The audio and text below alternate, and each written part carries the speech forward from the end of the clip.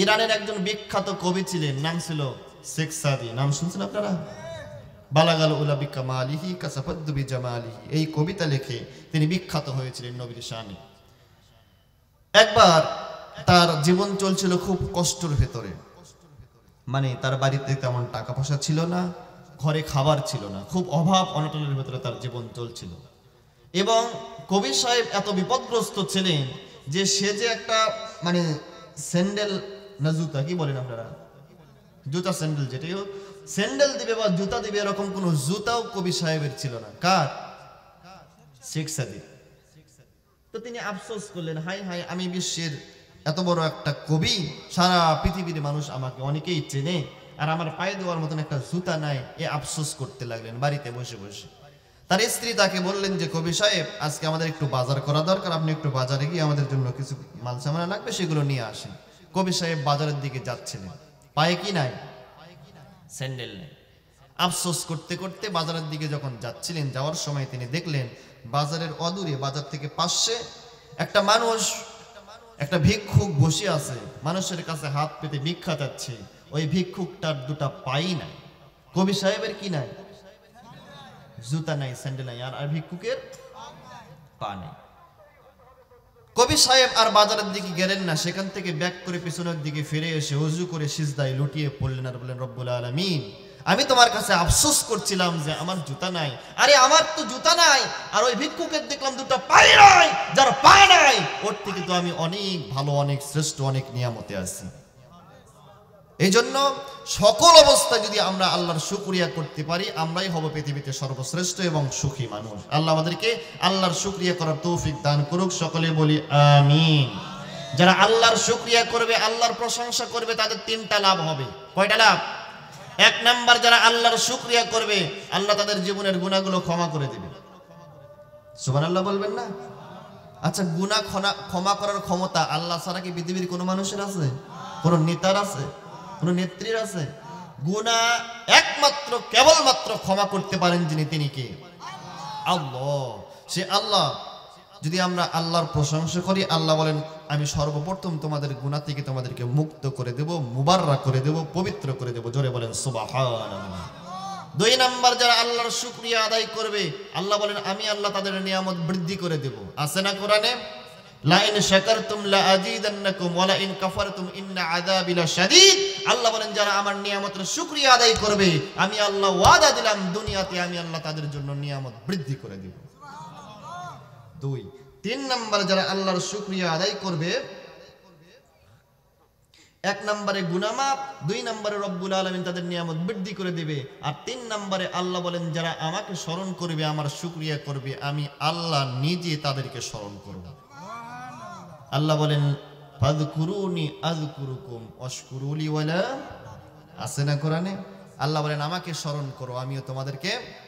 এখন এই জায়গায় আমরা আল্লাহকে স্মরণ করছি, আল্লাহ কি ওই আরশে আজিমে বসে বসে আমাদের নামে জিকির করতেছে নাকি? বিষয়টা এরকম নয়। আপনি এ জায়গায় আল্লাহর শুকরিয়া করছেন, আল্লাহর প্রশংসা করছেন। আল্লাহ বলেন, এর অর্থ হচ্ছে এই, এর ব্যাখ্যা তাফসীর হচ্ছে ওই, ফাযকুরুনি বিল ইস্তিগফার। কেউ যদি ক্ষমা চাওয়ার সাথে আমি আল্লাহকে স্মরণ করে, আল্লাহ বলেন, ওয়াশকুরুলি বিল মাগফিরা, আমি আল্লাহ ওই বান্দা বান্দীদেরকে ক্ষমা করে দিয়ে তারপরে স্মরণ করি। সুবহানাল্লাহ বলবেন না? এজন্য আমরা যেন আল্লাহর শুকরিয়া করতে পারি, আমরা আল্লাহ তৌফিক দিন, আমরা বলি আমিন। দরুদ পড়ছে আমাদের বিশ্ব নবী, বিশ্ব নেতা, যে নবী ছিলেন পৃথিবীর সমস্ত নবীদের নবী, রসুলদের রসুল, যে নবী পৃথিবীতে আগমন করে পৃথিবীর অন্ধকারচ্ছন্ন অন্ধকারের মানুষদেরকে আলোর পথ দেখিয়েছিলেন। কথা বলেন ঠিক না বেঠিক? যে নবী ছিলেন পৃথিবীর শুধু মানুষ নয়, সমগ্র সৃষ্টির জন্য রহমত এবং করুণার মূর্ত প্রতীক। সুবহানাল্লাহ। আল্লাহ নিজেই বলছেন, ওয়ামা আরসালনাকা ইল্লা রাহমাতাল লিল আলামিন, সমগ্র সৃষ্টির জন্য হাবিব আমি আপনাকে রহমত, করুণার মূর্ত প্রতীক করে প্রেরণ করলাম। জোরে কোন সুবহানাল্লাহ। কেমন রহমত ছিলেন নবী? আল্লাহ রাসূল একদিন সাহাবীদেরকে নিয়ে মসজিদে নববীতে, এটা কোন জায়গায়? মসজিদে নববী কোন জায়গায়? মদিনায়। কোন জায়গায়? মদিনায়। রাসূল প্রেসিডেন্ট হওয়ার পর মদিনাতে মসজিদে নববীতে আল্লাহ রাসূল একদিন খুতবা দিচ্ছিলেন।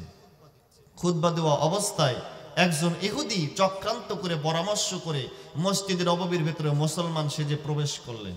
প্রবেশ করে রসুল খুতবা দিচ্ছেন, খুতবা চলা অবস্থায় মসজিদের নববীর ভেতরে বসে দাঁড়িয়ে প্রবেশ করে ইহুদিটা দাঁড়িয়ে দাঁড়িয়ে পেশাব করা আরম্ভ করলেন। আচ্ছা, আপনাদের এখানে মসজিদে আমি নামাজ পড়লাম, আরো আশেপাশে অনেক মসজিদ আছে, আপনারা মসজিদের ভেতরে বসে আছেন, নামাজ পড়তেছেন না, খুতবা দিচ্ছেন না, এমনিতে অসময়ে কোনো পাগলও যদি মসজিদের ভেতরে প্রবেশ করে পেশাব করে, মন মেজাজ ঠিক থাকবে? কি কথা বলেন না কেন? সবাই গালি দিবে, ধাক্কায়া তাকে বের করে দেবে। আল্লাহ রাসূল সাল্লাল্লাহু আলাইহি সাল্লাম খুতবা দিচ্ছিলেন, এমন সময় ইহুদি এসে মসজিদের নববীর ভেতরে দাঁড়িয়ে দাঁড়িয়ে পেশাব করা শুরু করলেন। হযরত ওমর ছিলেন এমন একজন গরম সাহাবী, সব সময় হযরত ওমর থাকতেন মেজাজ গরম অবস্থায়। ওমরের কাছে সব সময় একটা তরবারি থাকতো। হযরত ওমর খাপের ভেতর থেকে তরবারি বাহির করলেন আর বললেন, ইহুদির এত বড় সাহস, আমার নবী মদিনার প্রেসিডেন্ট, গোটা মদিনা আমাদের কথায় ওঠে আর বসে। যেহেতু মদিনার প্রেসিডেন্ট বিশ্ব নবী, আমাদের নবী মসজিদ নববীতে খুতবা দিচ্ছে, এ জায়গায় একটা ইহুদি এসে পেশাব করে, এটাকে আমি বাঁচিয়ে রাখবো না। তরবারি বাহির করলেন, ইহুদিকে হত্যা করবেন, ইহুদিকে কতল করে ফেলবেন। এমন সময় আল্লাহর নবী বললেন, উমর তুমি কি জানো না, আতিউল্লাহ ওয়া আতিউর রাসূল ওয়া উলিল আমরি মিনকুম, যে জায়গায় বিশ্ব নবী উপস্থিত সে জায়গায় ওমর তোমার মাতব্বরি করার কোনো অধিকার নাই। হযরত ওমর ইবনুল খাত্তাব এই দৃশ্য দেখার পর রাসূল যখন বলেন, ওমর যে জায়গায় বিশ্ব নবী উপস্থিত সে জায়গায় তোমার মাতব্বরি করার কোনো অধিকার নাই। হযরত ওমর ইবনুল খাত্তাব তরবারির খাপের ভিতরে তরবারিটা ঢুকায়া চোখটা বন্ধ করে নিচের দিকে হয়ে বসে বসে চোখ দিয়ে পানি ঝরছিলেন আর কাঁদছিলেন। পাশে বসেছিলেন হযরত ওমর, পাশে বসেছিলেন ওমরের পাশে বসেছিলেন নবীর মাদ্রাসার, নবীর মসজিদের 1 নাম্বার ছাত্র এবং মুসল্লি আবু বকর সিদ্দিক। হযরত আবু বকর সিদ্দিক হযরত ওমরকে কোণে দিয়ে গোতা দিয়ে বললেন, আবু বকর গোতা দিয়ে বললেন, ওমর এভাবে নিচের দিকে হয়ে চোখটা বন্ধ করে চোখ দিয়ে পানি ছেড়ে ছেড়ে কেন কাঁদছে রে ওমর? হযরত ওমর আরো কেঁদে ফেললেন জোরে। ওমর কাঁদছে আর বলছে, আবু বকর গোটা মদিনা আমাদের হাতে, মদিনার মানুষ আমাদের কথা মতো চলে, গোটা মদিনার প্রেসিডেন্ট আমাদের বিশ্ব নবী, আর আমাদের নামাজের জায়গা, আমাদের ইবাদতের ঘর, আল্লাহর ঘরের ভেতরে মসজিদে নববীর ভেতরে একটা ইহুদি এসে দাঁড়িয়ে দাঁড়িয়ে পেশাব করবে, এই দৃশ্য ওমর দেখতে পারবে না, এই দৃশ্য আমি দেখতে চাই না, এই দৃশ্য আমি দেখতে চাই না, এই দৃশ্য আমি দেখতে চাই না। আবু বকর বলেন, ওমর তুমি তো শুধুমাত্র ওই ইহুদির পেশাব করা দেখেছো, বিশ্ব নবীর রহমত তুমি দেখোনি। ও ওমর তুমি জানো না, একটু পরেই তুমি দেখতে পাবা। আবু বকরকে আল্লাহ এমন কতগুলো বুঝ দিয়েছিলেন, এমন কতগুলো বুঝ আল্লাহ আবু বকরকে দিয়েছিলেন যা অন্য কোন সাহাবীর ছিল না। হযরত ওমর চোখ বেয়ে পানি ঝরে ঝরে নিজ দিকে বসে বসে কাঁদছিলেন। আল্লাহ রাসূল খুতবা বন্ধ করলেন, খুতবা বন্ধ করে খুতবার মিহরাব থেকে আল্লাহ রাসূল নেমে ইহুদির কাছে চলে গেলেন। জোরে কান সুবহানাল্লাহ। ও মুসলমান, আমার দেশের হুজুর হইলে কি করতে কন? কি করতো কন? মুসল্লির আগে হুজুর খেপত। রাসূল কেমন রহমত দেখেন, রাসূল তো বলতে পারতেন ইহুদিকে ধরে নিয়ে আসো অথবা ইহুদিকে জায়গায় ডাক দাও। রাসূল এরকম করলেন না। ইহুদির পেশাব করে যখন শেষ হয়ে গেল, এমন সময় নবীজি খুতবা বন্ধ করে দিয়ে খুতবা স্টপ করে দিয়ে বন্ধ করে দিয়ে সেখান থেকে নিয়ে সাহাবীদেরকে ভেদ করে ইহুদির কাছে চলে গেলেন। হাদিস শরীফের ভেতরে পাওয়া যায়, ইহুদির কাছে গিয়ে আল্লাহর নবী ইহুদির ডান বগলের উপরে, উরুর উপরে, ডান কাঁধের উপরে হাত দিয়ে বললেন, বাবা তুমি কি জানো না, তোমাদের যেরকম ইবাদতের জন্য উপাসনালয় আছে, এটা মুসলমানদের ইবাদতের ঘর, এটা আল্লাহর ঘর মসজিদ, এ জায়গায় পেশাব করতে নেই বাবা, এ জায়গায় কখনো তুমি এরকম কাজ আর করবা না। তবে শুনে রাখো রে ইহুদি, তোমার যদি পেশাব করতেও মন চাই ভবিষ্যতে, তাহলে আমি নবী উপস্থিত থাকা অবস্থায় তুমি পেশাব করো, কারণ আমি নবী যদি এতক্ষণ মসজিদে নববীতে উপস্থিত না থাকতাম, আমার ওমরের দিকে তাকায়া দেখো, ওমর এতক্ষণ তোমাকে জীবিত রাখতো না। তোমাকে যদি পেশাব করতে মন চাই আমি উপস্থিত থাকতে করো।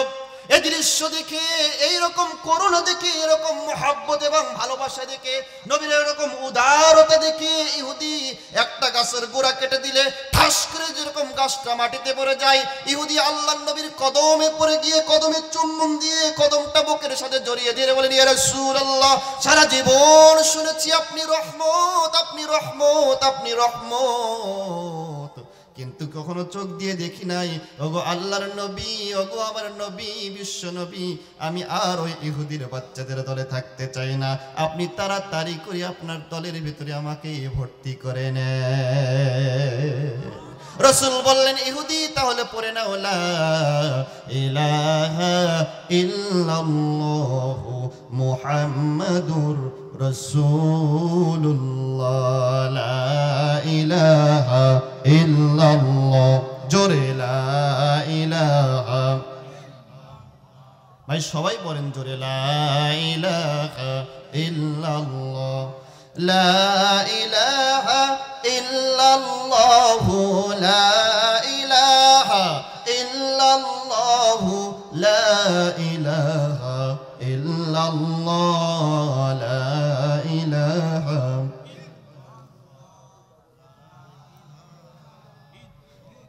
পাহাড় পর্বত আর নদ নদী আল্লাহ নামের নিরবধি, পাহাড় পর্বত আর নদ নদী আল্লাহ নামের নিরবধি, আমার আল্লাহ নামের এতই জাদু, আমার আল্লাহ নামের এতই মধু লুকিয়ে রাখছেন ওগো আল্লাহ, লা ইলাহা ইল্লাল্লাহ, লা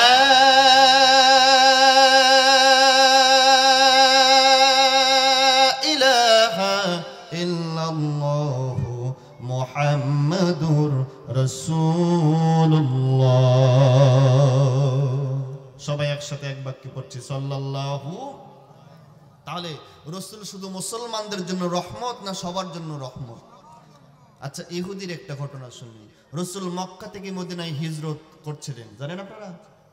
হিজরতের সময় আল্লাহ রাসূলের সাথে কে ছিল বলুন তো? আবু বকর সিদ্দিক রাদিয়াল্লাহু তাআলা আনহু। হযরত আবু বকর সিদ্দিককে নিয়ে রাসূল যাচ্ছিলেন, এমন সময় আবু জাহেল ঘোষণা করলো রাসূলের মাথা, রাসূলের মস্তক আর আবু বকরের মস্তক জীবিত অথবা মৃত যে আমার কাছে হাজির করে দিতে পারবে তাকে 100 লাল উট পুরস্কার দেওয়া হবে। সেই সময় মক্কার সবথেকে বড় পুরস্কার যেটা ছিল, দামি পুরস্কার যেটা ছিল, সেটা হচ্ছে লাল উট। এই ঘোষণা পাওয়ার পর সুরাকা নামক একজন বিধর্মী, যারা কোন ধর্মের, ইহুদি না খ্রিস্টান উল্লেখ নাই, সুরাকা নামক একজন বিধর্মী ছুটলেন আল্লাহ রাসূলের মাথা নেওয়ার জন্য। খুঁজতে খুঁজতে খুঁজতে খুঁজতে খুঁজতে খুঁজতে রাসূল এবং আবু বকরকে তিনি পেয়ে গেলেন একটা মরুভূমির মাঝখানে। যে দেখতে পাচ্ছেন রাসূল এবং আবু বকর দুইজনে মদিনার দিকে যাচ্ছেন।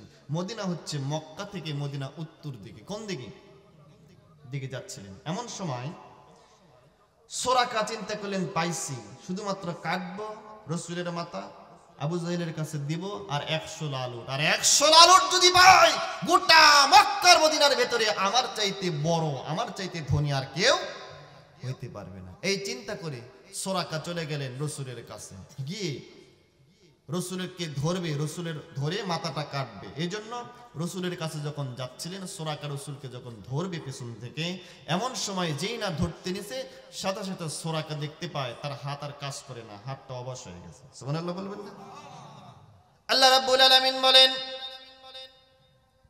তোমার আল্লাহ এমন আল্লাহ, আল্লাহু ওয়ালিয়্যুল্লাযীনা আমানু ইখরিজুহুম মিনাজ যুলুমাতি ইলান নূর।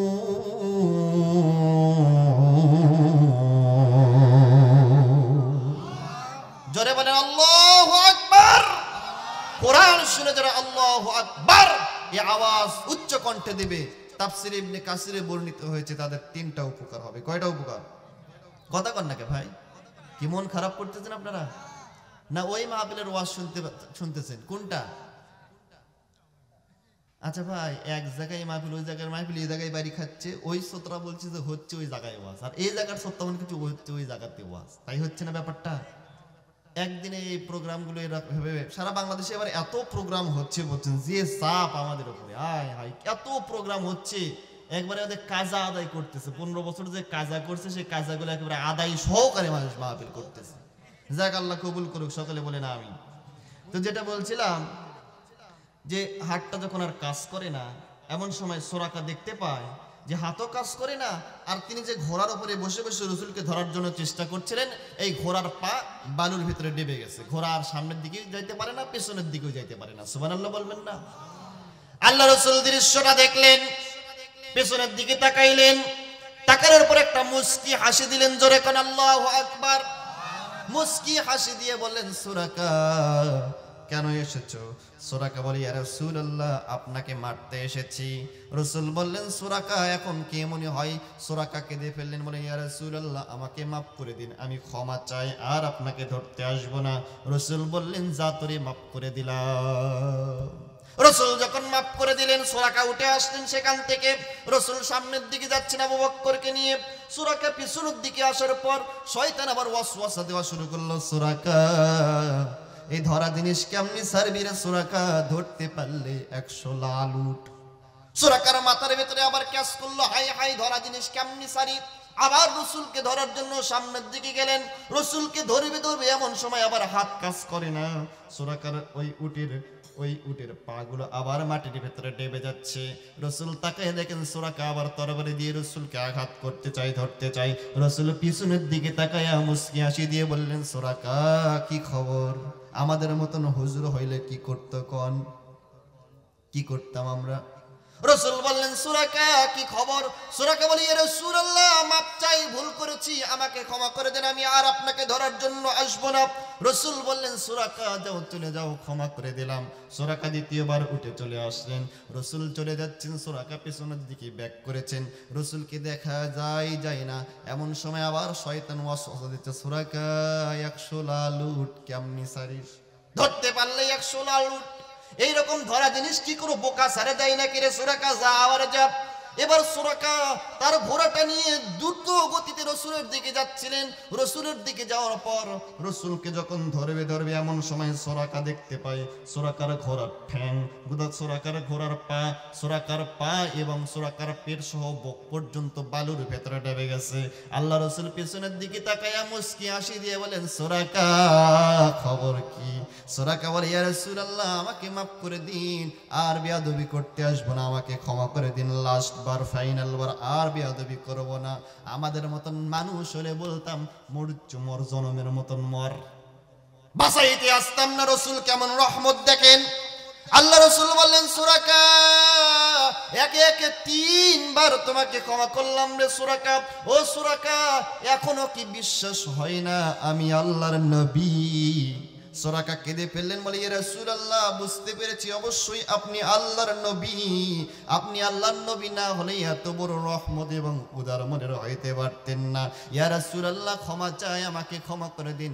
রাসূল বললেন, সুরাকা চলে যাও, তোমাকে ক্ষমা করে দিলাম। আত্তাস ওই তায়েফের ওই বাগানের রক্ষণাবেক্ষণ করে আত্তাস তখন ইসলাম গ্রহণ করেন নাই।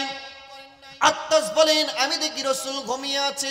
রসুল ঘুম থেকে জাগ্রত হলেন। হযরতে যায়েদ আসে বললেন, আত্তাসকে বললেন, পথিক, তোমাকে আমরা চিনি না, আমার নবীর জন্য কি একটু পানির ব্যবস্থা করতে পারবা? আত্তাস বলল, না, আমি পারবো না, কারণ এই বাগানের মালিক আমি না, এই বাগানের মালিক তাইফের অন্য আরেকজন লোক। আমি তবুও নবীর জন্য একটু 1 গ্লাস শরবত, আঙ্গুরের শরবত রসুলকে দিতে পারি। গোপনে 1 গ্লাস আঙ্গুরের শরবত নবীর সামনে দিয়ে দেওয়া হলো। 3 দিনের পিপাসিত নবী, 3 দিনের তৃষ্ণার্ত বিশ্ব নবীর সামনে যখন 1 গ্লাস আঙ্গুরের শরবত আসলো, আমার দেশের নেতা হলে কোনো শারীর কথা স্মরণ করত না। বিশ্ব নবী বললেন, যায়েদ, আমিও 3 দিন পান করিনি, তুমিও পান করনি রে যায়েদ, এখান থেকে আগে তুমি পান করো। হযরত যায়েদ বলেন, আমি পান করলাম, করার পর রাসূলকে দিলাম। 3 দিনের তৃষ্ণার্ত পিপাসিত ক্লান্ত শ্রান্ত বিশ্ব নবী, রক্তাক্ত নবী যখন এক গ্লাস আঙ্গুরের শরবত পাইলেন অত্যন্ত খুশি হয়ে আঙ্গুরের শরবতটা পান করে আত্তাসের চেহারার দিকে তাকায় বললেন, ও পথিক, তোমার নাম না আত্তাস? তোমার বাড়ি না ইউনুস আলাইহিস সালামের গ্রামে? হযরতে আত্তাস চমকে গেলেন। তিনি বললেন, ইয়া রাসূলুল্লাহ, আপনি কেমনে জানলেন আমার নাম আত্তাস আর আমার বাড়ি ইউনুস আলাইহিস সালামের গ্রামে? আপনি কিভাবে জানলেন? কারণ আগে কোনোদিন আপনার সাথে সাক্ষাৎ হয় নাই, কোনোদিন আপনার সাথে পরিচয় হয়নি, আপনি কেমনে জানলেন আমার বাড়ি ইউনুস আলাইহিস সালামের গ্রামে আর আমার নাম আত্তাস? আপনি জানেন কি করে? রাসূল বললেন, আত্তাস শোনো, আমিও আল্লাহর নবী, ইউনুস আলাইহিস সালাম আল্লাহর নবী। এক নবীর খবর আর এক নবীর কাছে থাকে। হযরতে আত্তাস কেঁদে ফেললেন, ইয়া রাসূলুল্লাহ, বুঝতে পেরেছি আপনি সাধারণ মানুষ নয়, আপনি অবশ্যই আল্লাহর নবী হবেন। আমি আর ইহুদি থাকতে চাই না, আমি আর এই জায়গায় কাজ করতে চাই না, ইয়া রাসূলুল্লাহ, আমি মাপ চাই, আমাকে তাড়াতাড়ি ঈমানের কালিমা পড়ায়া দেন। রাসূল বলেন, আত্তাস পড়ো লা ইলাহা ইল্লাল্লাহু মুহাম্মাদুর রাসূলুল্লাহ সাল্লাল্লাহু আলাইহি ওয়াসাল্লাম। হলেন কয়জন? তিনজনে মিলে এবার তায়েফ থেকে মক্কায় ফিরে আসলেন। মক্কার বর্ডারে যখন রাসূল, এমন সময় রাসূলের মাথার ভিতরে চিন্তা হলো, হায় হায় হায়, আমি এখন মক্কায় কোথায় যাব? মক্কায় আমার প্রিয়তমা স্ত্রী খাদিজাতুল কুবরা তো নাই। রাসূল কেঁদে ফেললেন। যায়েদ এবং আত্তাস বলেন, ইয়া রাসূলুল্লাহ, আপনি কেন কাঁদেন?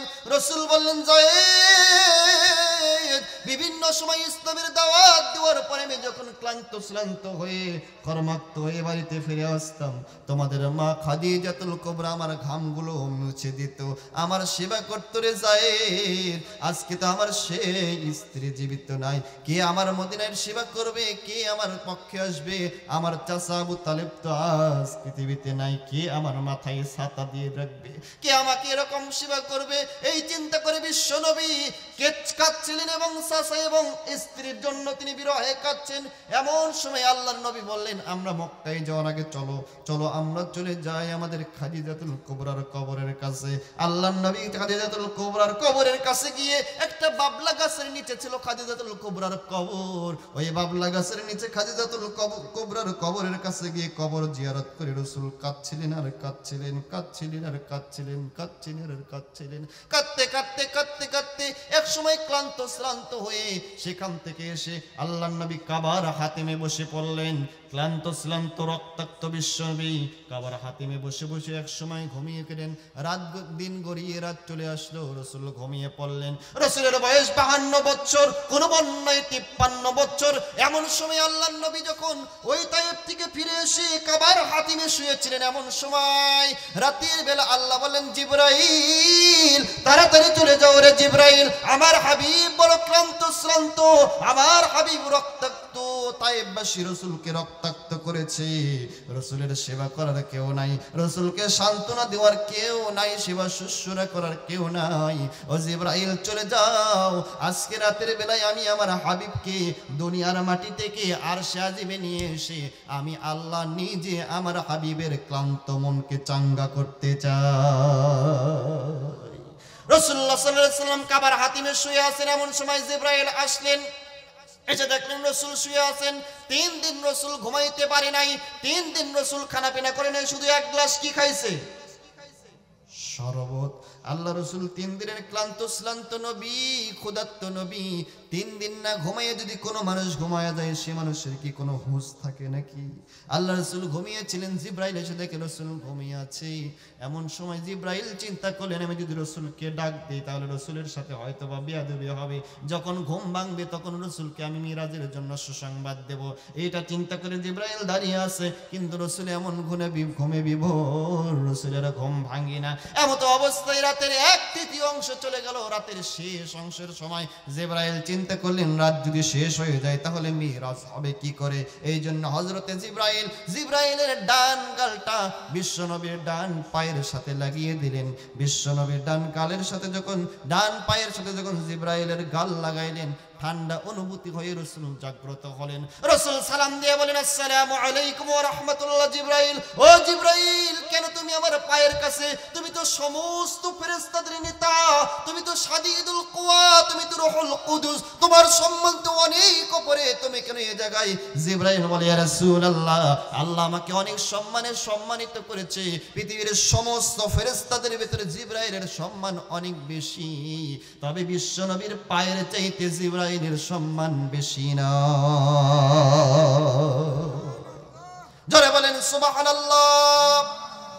আল্লাহ রাসূল জিবরাইলকে বললেন, জিবরাইল, এই রাতের শেষ ভাগে কেন আমাকে তুমি ঘুম থেকে জাগ্রত করলা?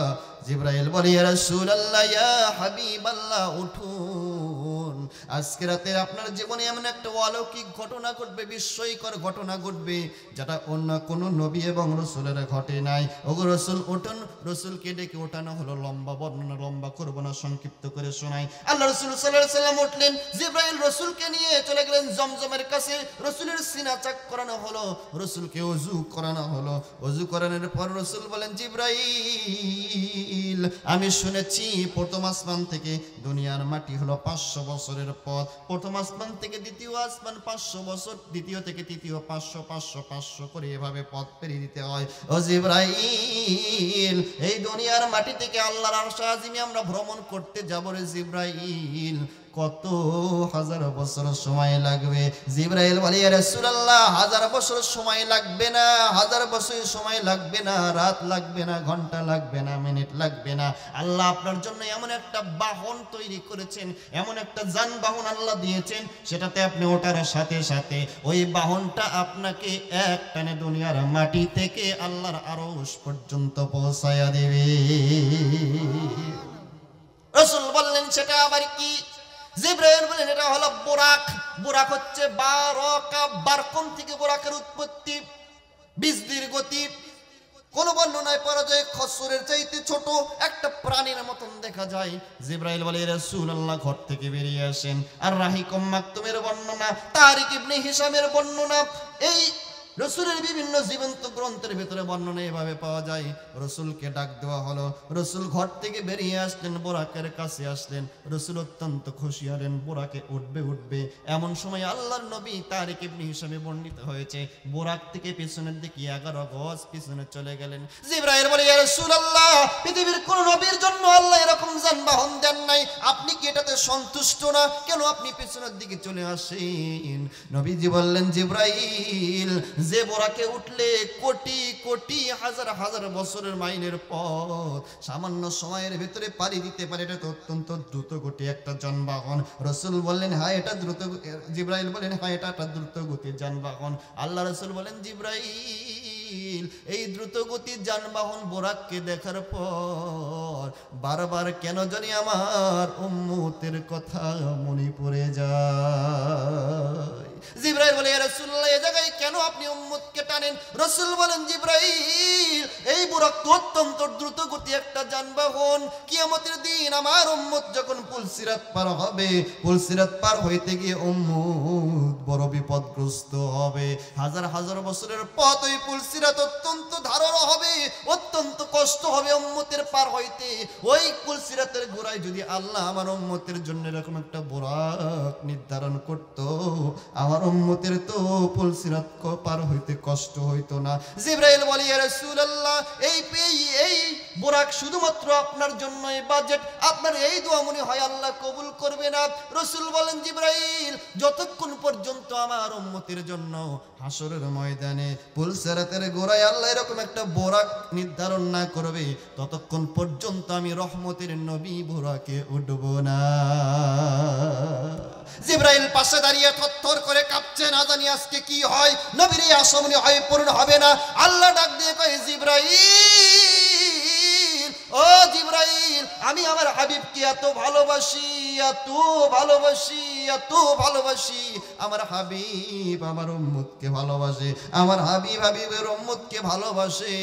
ওগো জিবরাইল, হাবিবকে খবর দিয়ে দাও, আমার হাবিবের উম্মতের জন্য হাসরের ময়দানে পুলসিরাতের গোড়ায় আমি আল্লাহ এরকম একটা বুরাক নির্ধারণ করে দিলাম।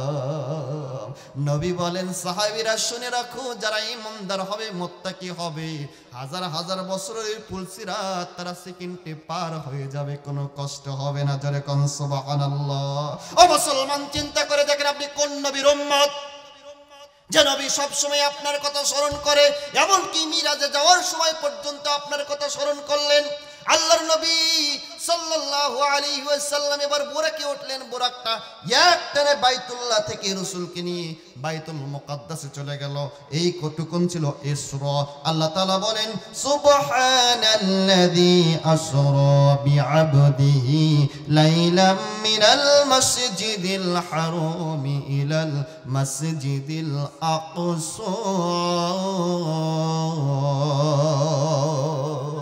আল্লাহ বলেন, সুবহানাল্লাযী, সমস্ত দুর্বলতা থেকে, সমস্ত অক্ষমতা থেকে, সমস্ত অপারগতা থেকে মহান সেই আল্লাহ। সুবহানাল্লাহ বলবেন না? সুবহান শব্দ আল্লাহ ব্যবহার করেছেন যেখানে সব কিছু থেকে, যে মরহাব, যে রব সব কিছু থেকে মুক্ত, তাকে বলা হয় সুবহান। আল্লাহ বলেন, সমস্ত দুর্বলতা থেকে মুক্ত সে আল্লাহ, যে আল্লাহ তার হাবিবকে দুনিয়ার মাটি থেকে ইসরা করাইছিলেন। জোরে কোন সুবহানাল্লাহ। আল্লাহ রাসূল সাল্লাল্লাহু আলাইহি ওয়াসাল্লামের বুরাকটা দুনিয়ার মাটি থেকে, বাইতুল্লাহ থেকে, কাবার হাতিম থেকে একটানে চলে গেলেন বাইতুল মুকাদ্দাস। বাইতুল মুকাদ্দাসে যাওয়ার পর বুরাকটা থেমে গেলেন। জিবরাইল বলে, ইয়া রাসূলুল্লাহ, ইয়া হাবিবাল্লাহ, এখানে আপনাকে 2 রাকাত নামাজ আদায় করতে হবে। রাসূল তাকায়া দেখে বাইতুল মুকাদ্দাসে আদম আলাইহিস সালাম থেকে নিয়ে শুরু করে পৃথিবীতে যত নবী এবং রাসূল এসেছিল ঈসা নবী পর্যন্ত সমস্ত নবীর রূহ উপস্থিত। আল্লাহ রাসূল সমস্ত নবীদের রূহদের উপস্থিত, সমস্ত নবীর সাথে রাসূলের পরিচয় হলো। সমস্ত নবী এবং রাসূলদেরকে জিবরাইল বললেন, আজকে এখানে আপনাদেরকে 2 রাকাত নামাজ জামাতের সাথে বাইতুল মুকাদ্দাসে আদায় করতে হবে। নবী এবং রাসূলরা চিন্তা করলেন, তাহলে ইমাম কে হবে? কারণ নামাজ পড়তে গেলে, জামাত পড়তে গেলে ইমামের দরকার আছে না নাই? সবাই চিন্তা করলেন, তাহলে ইমাম কে হবে?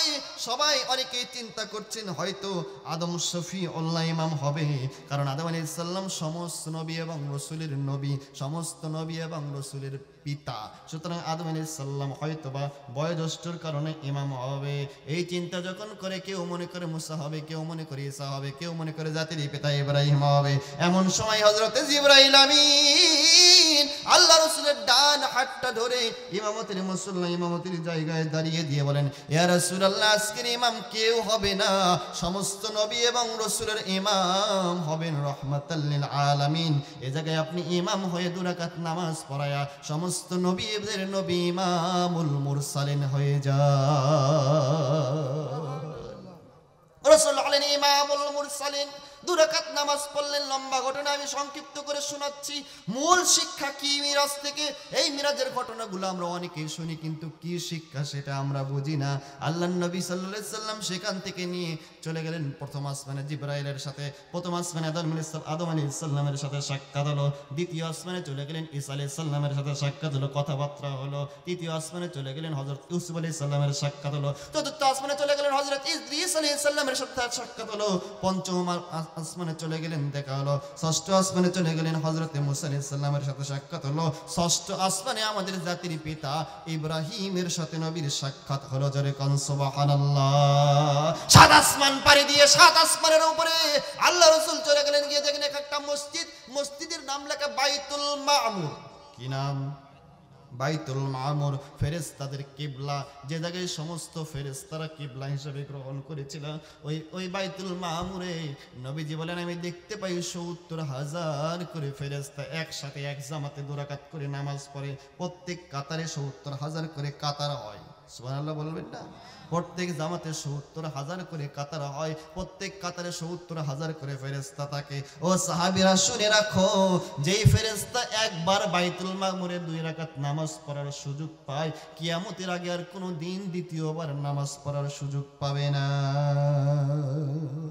তাহলে চিন্তা করেন আল্লাহ কত ফেরেশতা বানায়া রাখছে। আল্লাহ বলেন ওয়া মা ইয়ালামু জুনুদু রাব্বিকা ইল্লা হুয়া, আল্লাহ বলেন হাবিব আমি যে কত ফেরেশতা সৃষ্টি করেছি, আমার ফেরেশতা কোনদিন গনে শেষ করা যাবে না। জোরে কোন সুবহানাল্লাহ। আল্লাহ নবী সাল্লাল্লাহু আলাইহি সাল্লাম সেখান থেকে বাইতুল মামুর থেকে চলে গেলেন সিদরাতুল মুনতাহা। সিদরাতুল মুনতাহায় বুরাক নিয়ে পৌঁছে গেলেন। এমন সময় জিবরাইল বলে ইয়া রাসূলুল্লাহ, এখান থেকে আমি আর সামনের দিকে অগ্রসর হতে পারবো না, আমাকে আল্লাহ নিষেধ করেছেন, আমি যদি আর একটু সামনে যাই তাহলে আমি জোরে পড়ে সরকার হয়ে যাব, এখান থেকে নিয়ে আপনাকে আল্লাহ নেওয়ার জন্য অন্য আর একটা ব্যবস্থা করবেন। আল্লাহ রাসূল বাইতুল মামুর থেকে উপরে গিয়ে সেখানে গিয়ে সিদরাতুল মুনতাহায় গিয়ে অপেক্ষা করতে থাকলেন। আল্লাহ রাব্বুল আলামিন নবীর জন্য একটা রফরাক নামক একটা বিছানা পাঠাইলেন, অথবা একটা যানবাহন পাঠাইলেন, অথবা যে কোনো একটা যানবাহন পাঠাইয়া আল্লাহ রাসূলকে রফরাক নামক ওই জায়গায় করে, রফরাক নামক বিছানায় করে আল্লাহর বিশ্ব নবীকে সিদরাতুল মুনতাহা থেকে 7 আসমান পাড়ি দিয়ে, বাইতুল মামুর পাড়ি দিয়ে, সিদরাতুল মুনতাহা পাড়ি দিয়ে আল্লাহর বাড়ি আরশে আজিমে আল্লাহ পৌঁছায়া দিলেন। আল্লাহর বাড়িতে যাওয়ার পর নবীর সাথে আল্লাহর কথাবার্তা হলো। কি কথা হয়েছে আপনারা অনেকেই জানেন, সেটা আত্তাহিয়াতু, জানেন না? আমি এই জন্য আর বললাম না। সে জায়গায় কথাবার্তা হওয়ার পর রাসূল সাল্লাল্লাহু আলাইহি সাল্লামকে জিবরাইল ঘুরে ঘুরে দেখাইলেন। ঘুরে ঘুরে দেখানোর পর আল্লাহ রাসূল বললেন জিবরাইল চলো আমরা, জিবরাইলকে নিয়ে রাসূল ফিরে আসছিলেন। ফিরে আসার সময় আল্লাহ রাসূল বলেন জিবরাইল সব কিছু দেখা হলো, কিন্তু আল্লাহ যে একটা হাউজে কাউসার তৈরি করেছে, হাউজে কাউসার তো দেখা হলো না। জিবরাইল বলে ইয়া রাসূলুল্লাহ চলুন হাউজে কাউসার আপনাকে দেখাই। হাউজে কাউসার দেখানোর জন্য নবীজি বলেন আমাকে নিয়ে জান্নাতুল ফেরদাউসের ভিতরে জিবরাইল চলে গেলেন। জান্নাতুল ফেরদাউসের ভিতরে গিয়ে একটা কাচের তৈরি করা ঘর, এত সুন্দর ঘর, এত সুন্দর ঘর। ওই ঘরের ভিতরে এক জায়গায় 3-4 প্রকারের পানি, পানির নহর, মদর নহর, শরবতের নহর, নদীর নহর, দুধের নহর, 4টা নহর এক জায়গায় হয়ে মিক্সড হচ্ছে। ওই জায়গায় পানিটা খুব সুন্দর, দুধের চাইতেও সাদা, এত সুন্দর পানি। কিন্তু ওটা কাচের ঘরের ভিতরে আমি প্রবেশ করতে চাইলাম, রাসূল বলেন আমি প্রবেশ করতে চাইলাম, কিন্তু গেটে তালা দেওয়া, প্রবেশ করতে পারলাম না। জিবরাইলকে বললাম জিবরাইল হাউজে কাউসার দেখা হলো, কিন্তু হাউজে কাউসারের কাছে কি যাইতে পারবো না। জিবরাইল বলে ইয়া রাসূলুল্লাহ তালা দেওয়া তাতে কি হয়েছে, তালার জন্য কোনো চাবি লাগবে না, শুধু তালাতে বিসমিল্লাহির রহমানির রহিম বলে হাত দেন, হাত দেওয়ার সাথে সাথে অটোমেটিক তালা খুলে যাবে। আল্লাহ রাসূল বিসমিল্লাহ বলে ওই তালায় হাত দিলেন, তালা খুলে গেল। রাসূল ভেতরে প্রবেশ করলেন। রাসূল বলেন এত সুন্দর পানি, এত সুস্বাদু এবং এত মিষ্টি পানি, সেটা পান করলাম। পান করার পর আমি জিবরাইলকে জিজ্ঞেস করলাম জিবরাইল এই এই এই এই হাউজে কাউসার আল্লাহ কাকে দেবে, হাউজে কাউসার আল্লাহ কার জন্য দিয়েছে? জিবরাইল বলে ইয়া রাসূলুল্লাহ দেখলেন না প্রবেশ করার সময় বিসমিল্লাহ বলে ঢুকতে হয়। যে সমস্ত আল্লাহর বান্দা এবং বান্দিরা প্রত্যেক হালাল কাজের শুরুতে বিসমিল্লাহির রহমানির রহিম বলে শুরু করবে, রব্বুল আলামিন কিয়ামতের দিন ওই সমস্ত বান্দা বান্দীদেরকে হাউজে কাউসার দিয়ে দেবে। নবীজি ফিরে আসলেন।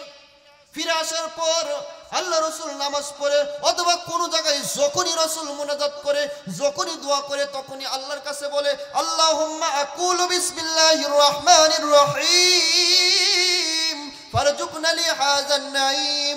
আল্লাহুম্মা আকুলু বিসমিল্লাহির রহমানির রহিম ফারজুকনা লি হাযান নাঈম। আল্লাহুম্মা আকুলু বিসমিল্লাহির রহমানির রহিম ফারজুকনা লি হাযান নাঈম। ওগো আমার আল্লাহ, তোমার হাবিব কিন্তু কোন কাজের শুরুতে বিসমিল্লাহ ছাড়ে না। আল্লাহ অত বড় শ্রেষ্ঠ নিয়ামত, ওই হাউজে কাউসার থেকে তুমি তোমার হাবিবকে বঞ্চিত করো না। রাসূল যখন বারবার দোয়া করে, ফরিয়াদ করে, আল্লাহ বলেন জিবরাইল চলে যাও, আমার হাবিব হাউজে কাউসার দেখে বড় লোভ করেছে, হাউজে কাউসারের লোভ সামলাইতে পারে না। আমার হাবিবের কাছে গিয়ে সালাম দিয়ে জানিয়ে দাও এই হাউজে কাউসার আমি আল্লাহ বিশ্ব নবী এবং বিশ্ব নবীর উম্মতের জন্য বাজেট করে দিলাম। জিবরাইল চলে আসলেন, সূরাতুল ইখলাস নাজিল হলো, ইন্না আ'তাইনাকাল কাউসার। ওগো আমার হাবিব হাউজে কাউসারের জন্য বারবার আপনি দোয়া করেন, আমি আল্লাহ ওয়াদা দিলাম আপনার জন্য আর আপনার উম্মতের জন্য আমি আল্লাহ হাউজে কাউসার বাজেট করে দিলাম। এখন হাউজে কাউসার পাইছেন, আর কোনো চিন্তা আছে? খালি মরবেন, ঢক ঢক করে গেলবেন আর জান্নাতে যাবেন নাকি? না না না, অত সহজে হবে না।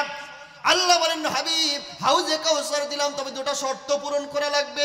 ফাসাল্লি লিরাব্বিকা ওয়ানহার, রবের উদ্দেশ্য নামাজ আদায় করা লাগবে আর কুরবানি দেওয়া লাগবে। যারা রবের উদ্দেশ্য নামাজ আদায় করবে এবং কুরবানি করবে, আমি আল্লাহ ওয়াদা দিলাম আপনার সেই সমস্ত বাছাইকৃত উম্মতের জন্য, উম্মাতিনের জন্য আর আপনার জন্য আমি আল্লাহ হাউজে কাউসার বাজেট করে দিলাম। জোরে কোন সুবহানাল্লাহ।